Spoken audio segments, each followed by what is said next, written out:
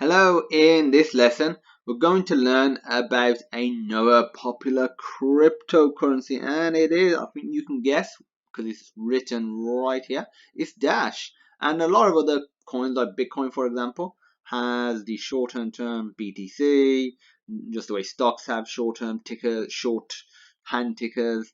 Ethereum is ETH, etc., etc. Dash, because it's a very short name anyway, they've just kept it as Dash. Is just all capitalized. So that is the ticker for Dash if you're interested. So Dash, what is it? How does it compare to Bitcoin? Why may you want to use it? Obviously, it is a cryptocurrency. It is a cryptocurrency. If it wasn't, it has no place to be in this video. But the real innovation around Dash is less about the technology side. Don't get me wrong, we'll be talking about some of the innovations regarding the blockchain technology side as well. But it's actually the UI. It's more user friendly. So the UI, because it's more user friendly, it's actually more like a bank or PayPal. So as a result, users actually prefer it in a way more because it feels familiar. They've already used services like this. And I'll explain why it's more user friendly. You send coins in Dash using a name. You don't have this really long address or anything, so it's similar to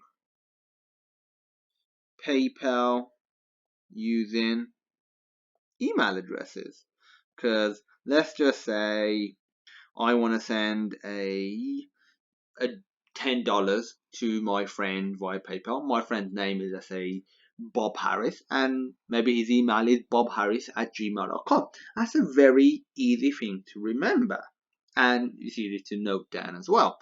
But with PayPal, because it's just this really long random set of characters, that is very hard to remember. You pretty much nobody's going to remember that. As a result, they're going to have to note it down. They're probably going to have to text it over or email it over their public address so people can send it. And having to do this with every single person that you want to interact with on the network that isn't nearby where you can send it via some sort of barcode or anything like that, that's going to be frustrating. So for that reason, that little simplicity actually goes a long way. So it doesn't have confusing IDs that look like computer error codes, which frankly they sort of do, and that is quite a negative aspect of Bitcoin. So it's also much faster than Bitcoin. That's another reason why you might want to use Dash, how it differs from Bitcoin. It has lower fees compared to Bitcoin, so that's another great reason for using it. It has optional privacy, so if you want to be open about your ID, you can do that as well.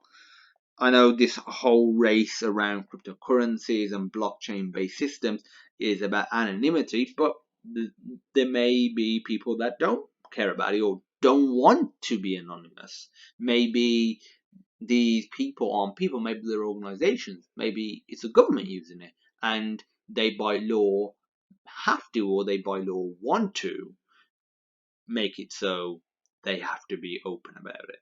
So they can't just be hiding behind pseudonyms like the IDs that the Bitcoin employs that just provides pseudonymity instead of, well, proper anonymity. In terms of the max total number of coins, max total is just 10. I'm joking. It's 19 million. So that compares to Bitcoin's. Bitcoin is 12 million. 21 million. But again, that doesn't really matter too much because if it can be divided, which they can, then you just get around that issue. There is something called a formal governance, and as soon as you hear governance or government, you might be thinking, oh yeah, this is totally bad now, this cryptocurrency isn't good at all. But just hear me out. So there's a formal governance, and it's not a single authority or anything, so it's none of that sort of conventional stuff. What it does, it uses a voting system which allows important changes to take place.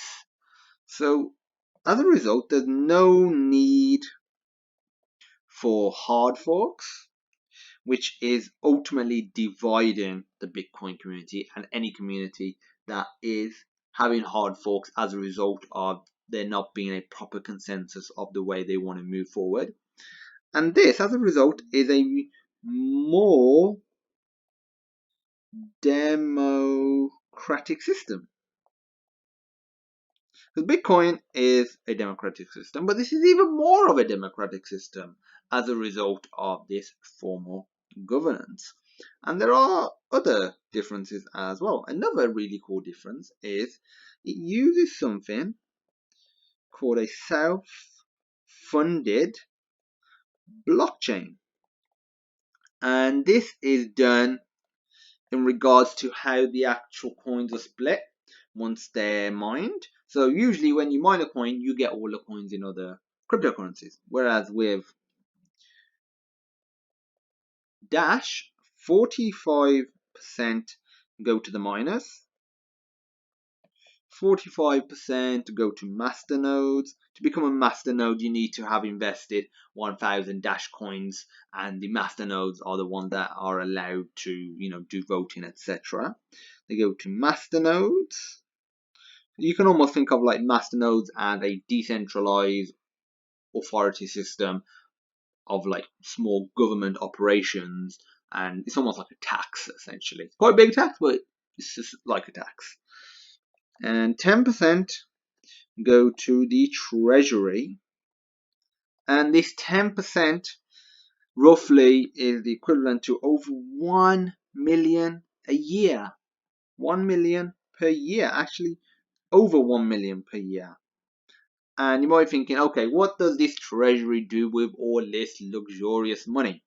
And they're not just spending it on fast cars and all this other stuff. They're actually helping fund the development team. Because an open source community is great, and I'm all for open source. I've created open source projects. I contribute towards open source projects.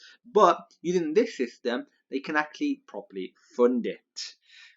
It helps fund the actual website. So not just the development of the underlying technologies, the website that users are using. It helps fund other aspects, other business-like aspects, such as marketing, customer support. These aren't things that come immediately to one's mind, but they're important. And PayPal wouldn't work very well, bank wouldn't work very well if they don't properly market their stuff, whether it's a new interest rate or a new package or just a new bank in general or customer support. If they don't have customer support there when users are having issues, then at the end of the day, people will go to something else because they want these extra things. And there's also potentially there's potential for even public events using the treasury's money to create awareness and other various things that you would generally do with money within a business. So Dash has a lot of differences to Bitcoin. Yes, it's blockchain based. Yes, it's a cryptocurrency. Yes, it's decentralized, distributed, all of that good stuff. But it's sort of like getting Ripple, where it's got certain conventional aspects that are in the banking system, the fiat currency, but it's actually brought it over to a decentralized, distributed network in the form of Dash. So I think there is a lot of potential for a Dash-like network. So I say Dash-like because it might not be Dash, but I think the concepts and the philosophy of Dash is very good, and I think that is a good thing to look at when creating a cryptocurrency future, which is what we're heading towards. And in terms of market cap, I know a lot of people are interested in this. This is one of the first things I check out. Bitcoin has a market cap of 105 billion, with each coin as of now being worth $6,350. Yowza, worth a lot. Dash's market cap a little less at 2.2 billion. Again, no cryptocurrency as of now in 2017 is anywhere close to Bitcoin, because again, Bitcoin was the original one. Well, it had the first mover advantage. In terms of the coin, it costs $1. I'm joking. I'm just joking. It costs $282 per coin. So that's really everything you need to know about Dash compared to Bitcoin. If you have any questions, feel free to reach out. Feel free to go over the video again, have a look at the differences of Bitcoin and Dash. And as usual, thank you for watching, and I look forward to seeing you in my next lesson.